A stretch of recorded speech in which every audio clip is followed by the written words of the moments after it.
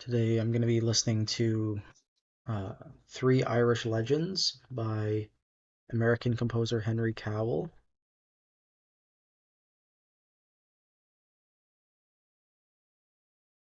These are piano pieces which are famous for their use of clusters. Um, and it looks like each legend has a little explanation, so I guess I can read those out too as we go through the score together. Um, the year on this one, I think, is not immediately apparent. Okay, this one's 1922, so it's quite old. It's not as old as the Cowell piece we looked at yesterday, but um, yeah, it's definitely very early work. So the first movement is called the Tides of Manaunaun. Manaunaun was the god of motion, and long before the creation, he set forth tremendous tides which swept to and fro through the universe and rhythmically moved the particles and materials of which the gods were later to make the suns and worlds. This is the story according to John Varian. You can see it starts in the extreme low register of the piano with these octave clusters in the left hand, and it continues to grow like that. This second one is called the Hero Sun, according to John Varian. The gods created all the suns and sent them out into space, but these suns, instead of lighting the universe, congregated closely together, enjoying each other's society, and the universe was in darkness.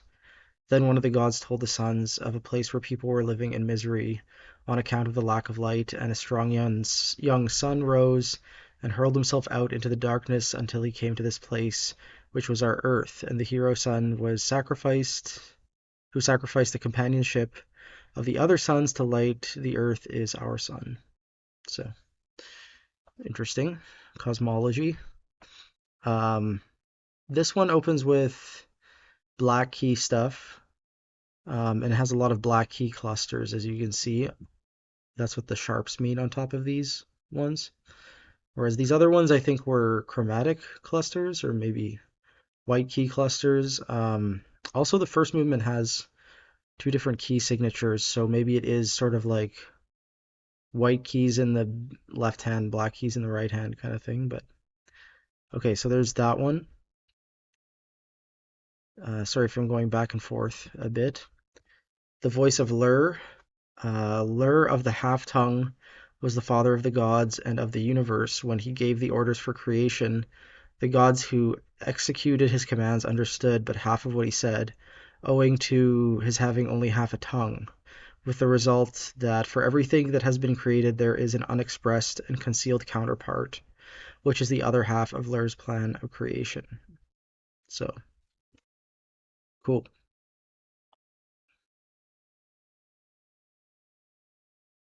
We got some four stave stuff in this one at some point, which is interesting.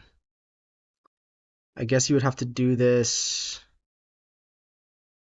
I don't know how this is supposed to be played because it says right hand, left hand for the top two, and then right arm, left arm for the bottom two.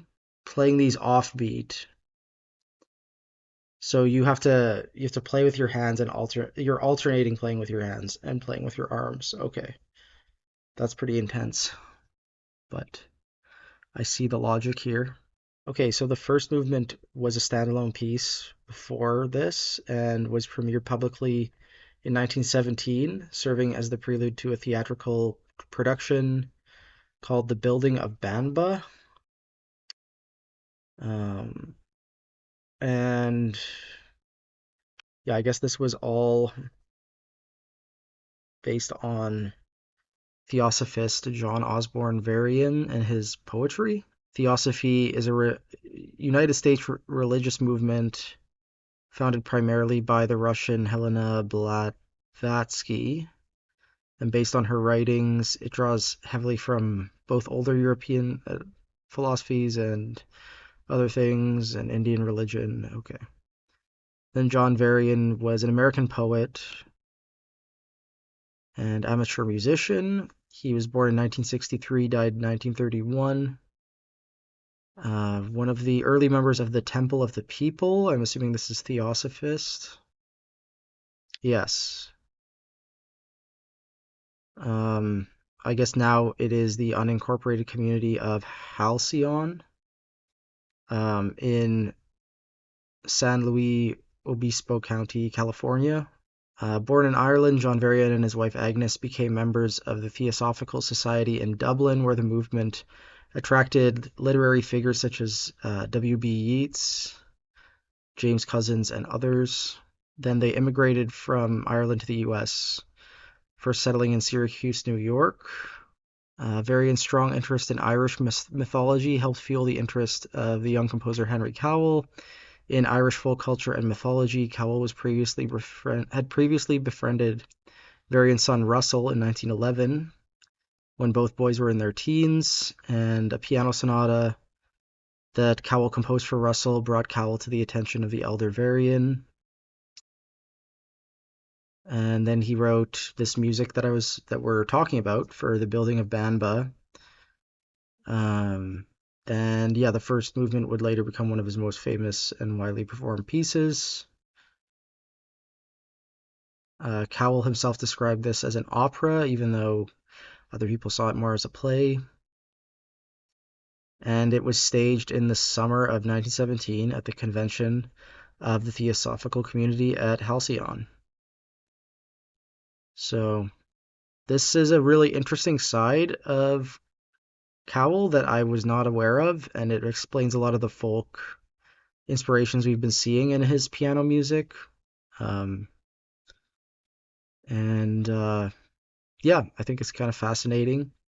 I'm trying to think of what an equivalent would be today in the 21st century, but um, yeah, I think thinking of like the 1920s, they were sort of a period of real optimism in America and experimenting in the arts, like a lot of experimentation in the arts, and sort of like a lot of that was fueled by different forms of spiritualism and different religious movements, I think. So this is kind of, I think we're kind of getting into the real history of experimental American music, you know. And I don't think it's that unusual that Cowell would go on to teach John Cage, and then John Cage would be famous for uh, being a very spiritual experimental composer as well. So, of course, Cage was like more of a Zen Buddhist and was famous for that, but this is sort of like the equivalent a generation earlier in the US. Um, Anyways, this is not really a religion YouTube channel, so I'm sort of just like connecting dots that may not be there, but I think it's kind of fascinating. And Cowell referenced a lot of Irish mythology in his early works. So we have these three pieces, but also, of course, the Banshee, which we've looked at on the channel. And there's some other pieces here which I'm not familiar with, like the Leprechaun, the Harp of Life, um, the Trumpet of Angus Og, all of which were composed in the 1920s. So, yeah, that's sort of where I'll stop with the research for today. It's funny what you can find just like digging a little bit. I've heard these pieces before. I didn't know why they were Irish legends. I wasn't sure what, like, I'd never even bothered to read the text before. So, this is kind of a fascinating little insight into Cowell's work and his theatrical work. Like, he's not famous as an opera composer, but he has like this opera apparently. So, yeah, really, really interesting. Um, I will leave a link in the video description to the recording today. Please listen to that and then meet back here for a couple minutes of my thoughts on what we heard. Okay, yeah, so this looks like a lot of fun to play. It's really powerful music, actually. It's like pretty emotional and theatrical, and it's kind of a gold mine for all these cluster effects. So I'm just gonna list a few. I'm just gonna list a few that struck me. So the first one, there's this idea of rhythmically like making waves through the universe, and there's this technique at the climax of the piece where you're actually rolling the clusters with your forearm, and it's a really cool effect, and this performer does a great job with it. But I thought that was really fascinating. Um, the last movement, of course, has this like really interesting use of rests in combination with clusters. So you have like these basically you're articulating these octaves with the cluster. So there's a cluster in the middle, and then you hit it with your full hand, and then release, and just hold the octave on the and of every note. It's really interesting. It seems obvious to point out the four staff stuff, so I was trying to avoid it. But actually, if you look closely at the notation and how it's performed, it's a very useful technique. You have the left arm on the white keys and the right arm on the black keys. So it's like a this motion with both arms. They're not offset by any means. So this is how you get a really big chromatic cluster on like all the keys basically. And it's very powerful, right? It appears very like it looks really cool when someone's performing it. Yeah, really fascinating one to end on. I think I have another Cowell piece later, but we're taking a break from going through all of his piano pieces. I think tomorrow's is a physical score. Let me just double check. No, we're doing, if I can find it, some Chavez, Carlos Chavez, and then there's a physical score, and then we have Leo Ornstein, a contemporary of Henry Cowell, and two other Cowell pieces. Um, and that'll bring us well into the 19 teens. So it's sort of like the home stretch, honestly, of this piano series. It's feeling kind of momentous.